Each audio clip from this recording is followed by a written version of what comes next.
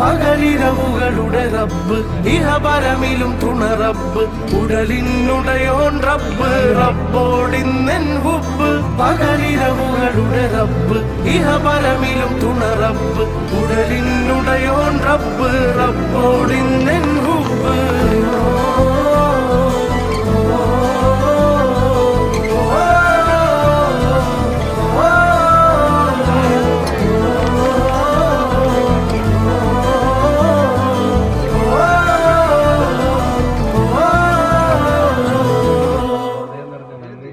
രേഖപ്പെടുത്തുന്നു. എന്റെ പുസ്തക പ്രകാശനം ഉണ്ട്.